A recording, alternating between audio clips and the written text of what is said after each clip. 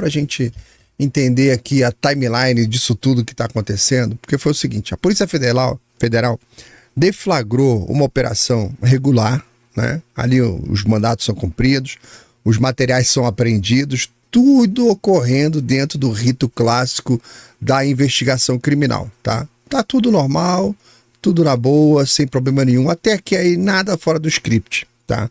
No curso da operação, apareceram elementos que podem envolver autoridades com prerrogativa de foro ou apareceram confirmações de temas sensíveis ao STF. Esse é o momento em que o cuidado jurídico precisa aumentar. Lá a própria Polícia Federal, normalmente a Polícia Federal faz o seguinte, comunica o fato para cima. Imagina você chega numa operação da Polícia Federal na casa do Xandaré, aí você encontra ele na cama com a Janja. Situação hipotética. O pessoal da Federal, eles vão pegar o celular e vão falar assim: galera de cima, eu tô com uma situação aqui, o que a gente faz, mano? Isso acontece.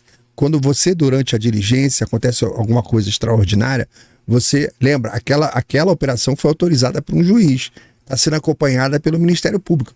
Você manda para cima a informação. O que eu faço? Para evitar que você tome uma decisão que anule aquela operação, aquelas provas. Então, é normal a polícia comunicar o fato, aí ela encaminha os autos e aguarda a orientação do Ministério Público, que está junto com eles na construção ali da acusação. Então, nesse ponto, surgiu uma informação de que o ministro Dias Toffoli tinha solicitado que as provas fossem levadas diretamente para ele. Isso é a coisa inédita. Tá? Leve para ele. Então, a Federal avisou, encontramos coisa feia aqui, coisa grossa. O certo é Ministério Público. Aí falou o quê? O juiz falou, traz para mim. Não. Isso eu quero inédito. E a Polícia Federal ficou igual aquele meme lá que fica o cara assim, o John Travolta. Como que eu vou entregar? E não entregou. Aqui nesse ponto que ocorreu a ruptura do fluxo normal. O STF não é o órgão investigador. Os ministros não recebem provas em mãos. Tá? Eles não recebem provas fora dos autos, nem dentro do auto, nem formalmente, nem informalmente. Esse gesto, né, que ainda parece um gesto bem intencionado, né, de que vamos proteger, não é assim que protege. Ele parece bem intencionado, ele antecipa a atuação judicial ali, de não... mais tarde o juiz vai ficar sabendo dessas coisas, mas não é assim. Tá? Ainda tem que ter a formação da acusação do Ministério Público. Pode ser que nessas evidências surjam coisas que não fazem parte do processo. Outras evidências de outros crimes, de outras coisas, tá? Então, esse gesto que parece bem intencionado do juiz de traga aqui pra gente proteger essas provas, não é assim que funciona. Aí o que aconteceu? A PF não obedeceu. Aí, diante desse impasse aí da Polícia Federal, que não executou a ordem, tá? Por quê? A PF já sentiu um cheiro de que aquilo era um procedimento ilegal. Se eles entregassem para o STF, isso juridicamente pode anular a operação inteira. Então a Polícia Federal, com medo de uma nulidade futura provocada pelo juiz do Supremo, não obedeceu. Então, ou seja, a PF agiu institucionalmente se protegendo. E ela ficou num limbo. Se ela atendesse, ela podia violar toda a operação e a investigação. E se ela não atender ao juiz, é insubordinação. Então, para sair da zona cinzenta que surgiu aí, a PGR, assistindo isso tudo, sugeriu ao juiz que estava fazendo merda, manda entregar aqui. Aí o juiz fala, então tá bom. Mandou entregar lá. A PGR vai analisar, vai decidir se tem foro, vai então convocar depois formalmente o STF, se for o caso, para se pronunciar, para conseguir novas diligências e por aí vai. Aí, esse movimento foi o próprio sistema tentando voltar pro trilho da cagalhopança que o Toffoli fez. Tá?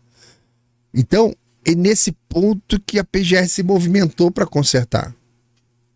Só que toda essa situação, diante da imprensa, da operação, para a sociedade que assistiu isso tudo, foi uma confirmação do puteiro institucional que virou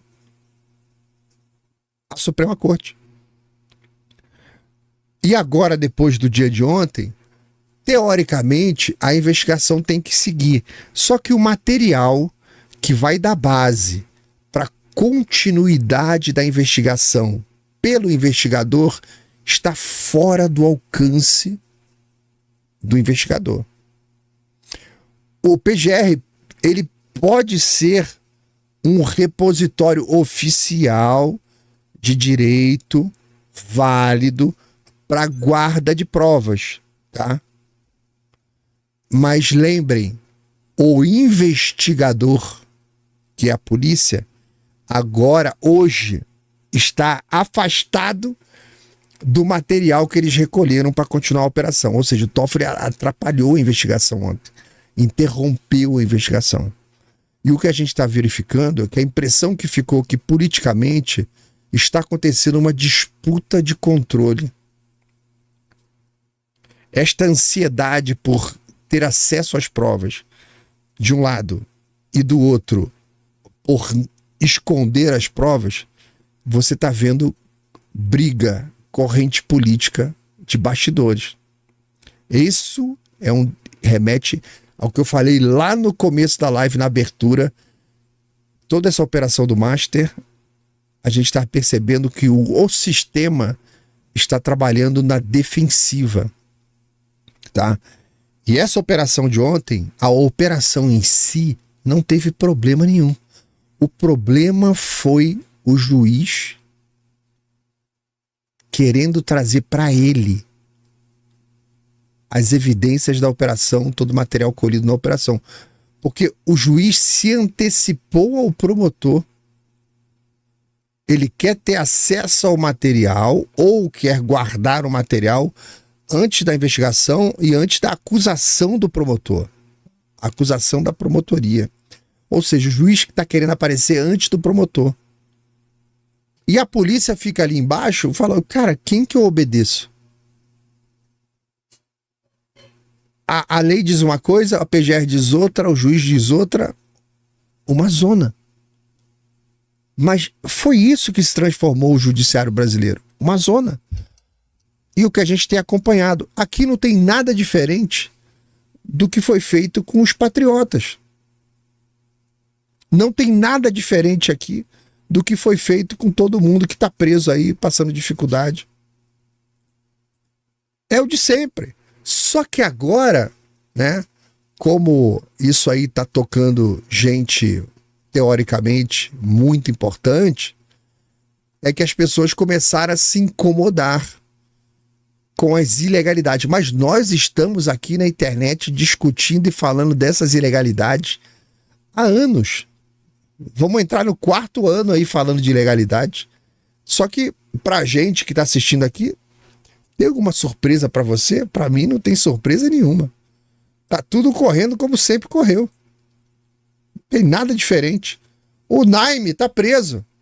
O policial que tava de férias, que atuou no 8 de janeiro de maneira voluntária, coordenando a tropa, impediu a depredação que o tribunal está punindo quem estava depredando, o tribunal está punindo quem estava presente e o tribunal está punindo a polícia que evitou o problema. Você quer um caso mais louco do que do Felipe Martins, que nem participou de nada? O Naime participou do lado do Estado, protegendo o Estado, está preso, está em casa, com multa de 30 milhões para pagar. Isso não incomoda ninguém. O que está incomodando agora é porque os grupos de poder entraram em conflito.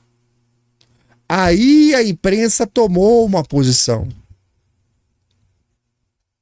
Agora começaram a aparecer as legalidades porque os amiguinhos estão brigando. Antes eles estavam juntinho, massacrando todos os patriotas e o Jair. Aí agora a briga é entre eles. E eu, como sempre, tô torcendo pra briga. Quanto mais briga, melhor.